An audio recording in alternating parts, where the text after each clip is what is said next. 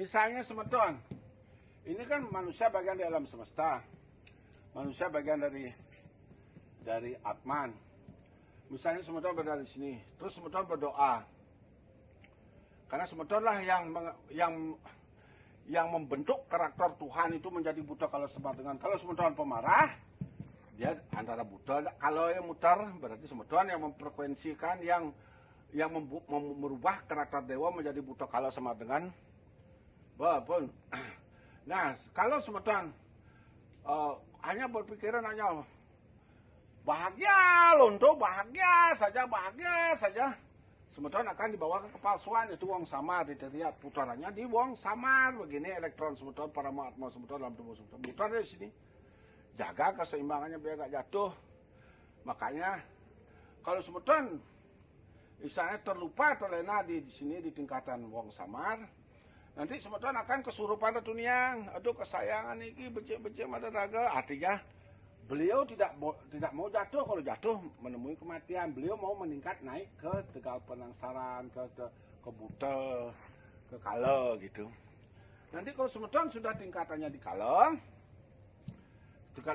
semeton di sana akan punya feeling, punya firasat. Semeton harus dibaliang, ayah semeton dibaliang sakit semeton, karena sudah dari kalau di sini semeton harus melewati 108 tingkatan untuk masuk ke dalam inti atom, karena manusia lebih paling tinggi tingkatnya daripada kalau buta samar terlihat namo dia berada di sini, dia manusia.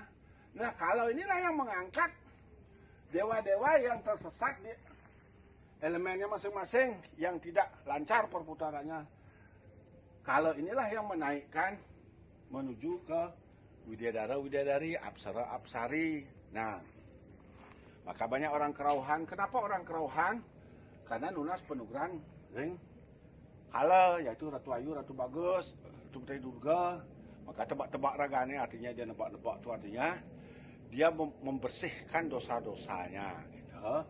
Membersihkan dosa-dosanya biar bersih dosanya dari ngayah ke kalau biar bisa naik tingkatannya ke dewa, ke sini menuju ke inti atom. Nah, kalau semeton di sini karena roh-roh para manusia selalu semua berada di sini, numpuk dia.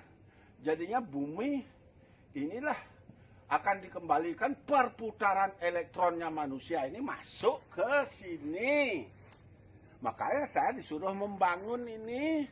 Dijaga kesuciannya 11 tingkatan aman dari elemennya namo, elemennya teriat, elemennya Tegal Penangsaran, elemennya buto, elemennya kalo, sampai elemennya menuju ke pada loko, guna loko, maya loko, stana loko, bur loko, buah loko, suah loko. Nah, karena Bathara Siwa Maha Guru yang berada di inti atom, nah yang akan melindungi setelah kita melakukan penyucian semua ini. Nah, apabila manusia tidak bisa membawa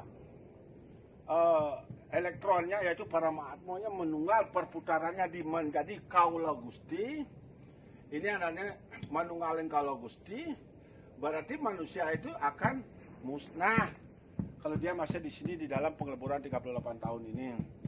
Nah, inilah kita berusaha agar elektron-elektron manusia, yaitu para manusia perputarannya yang ada di elemen di sini, kitalah berusaha untuk menyeimbangi supaya dia tidak runtuh di tingkatan elemennya untuk masuk ke sini.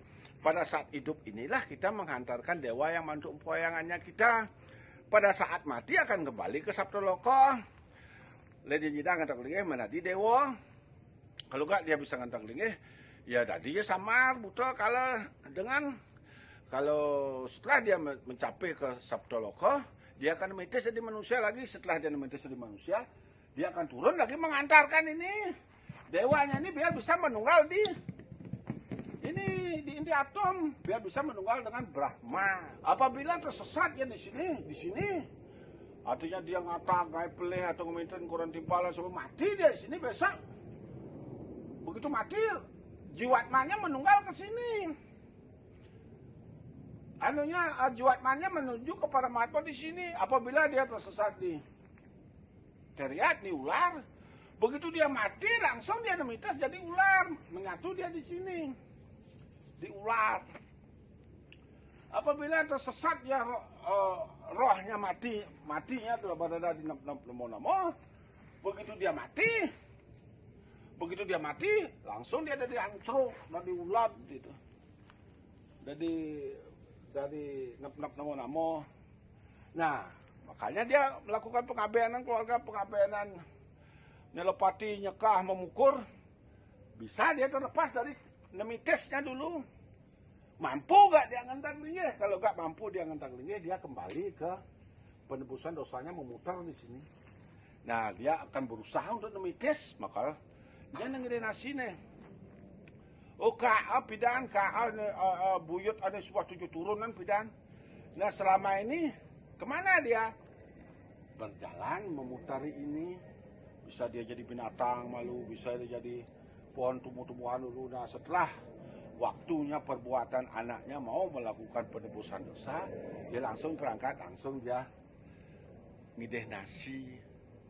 Kalau dia tidak nemites lagi, kalau dia sudah bisa roh itu para mahatmanya berputar di sini, di dalam sini, begitu dia mati dia nggak nemites lagi, walaupun nggak diabet atau dibuangin laut, dia sudah di dalam, dia sudah nggak nemites lagi, dia sudah menyatu sama Brahman. Itu saya sampaikan kepada semeton, karena ajaran kita, ajaran animisme dan animisme, dan dulu kita agama kita semenjak adanya pedagang Gujarat, ajaran asli Nusantara dimusnahkan dan di antropolognya penjajah lagi memalsukan semua ajaran-ajaran kita, maka kita sibuk ngurusin hanya beriatnya dan membakti saja ke Mumai dan ngapalin mantra saja, tanpa mau berusaha yang lain, biar tidak mau belajar ilmu pasti, nggak mau belajar ilmu pengetahuan yang lainnya, supaya kita bodoh. Itu maksudnya penjajah. Maka 350 tahun lu tidak berbuat apa-apa. Belanda diusir oleh Jepang hanya beberapa hari dia sudah bisa diusir. Jepang diusir oleh Amerika, dibuang atom manunya. Nah, pada saat kekosongan pemerintahan itulah Bapak Presiden Soekarno memerdekakan Indonesia. Nusantara belum, ini baru memberi nama negara kita ini Indonesia. Nah, pada saat pemerintahan kekosongan pemerintah itulah memerdekakan Indonesia.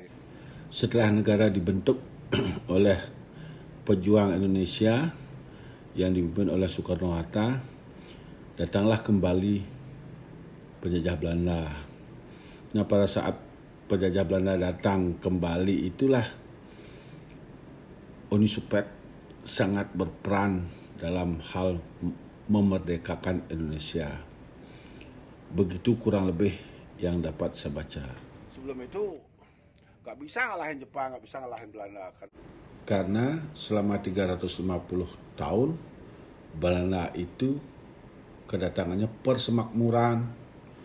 Kita dimanja, dibuat bodoh, kita diadu domba oleh Belanda supaya kita dibuat senang aja. Tapi dibodohin, makanya siapa yang buat senang itu tidak dikasih berpikir, tidak dikasih berbuat, jadinya mudah dihancurkan. Karena kita sudah dipalsukan, maka kita suka nonton yang palsu-palsu. Ada yang ngatak, ramai nonton, ada yang gosip ramai nonton. Coba ada yang membenahnya, nggak ada yang senang nonton, diam dia. Bila perlu dinyinyirin gitu. Karena ajaran peninggalan leluhur kita, kitab animisme dan dinamisme yang telah dihanguskan oleh pedagang Gujarat, kita dikasih ajaran baru, makanya kita palsu dengan ajaran yang tidak merubah keadaan. Maka kita suka membenci sesama keluarga, sesama sebangsa, setanah air, saling menjatuhkan, iri hati, membenci, saling fitnah, dan saling jajal. Hal-hal yang negatif ramai, bahwa coba yang membenahnya tidak ada. Nah, karena kita sudah diajarkan yang palsu-palsu dari awal, makanya kita senang kepalsuan. Itu sebentar.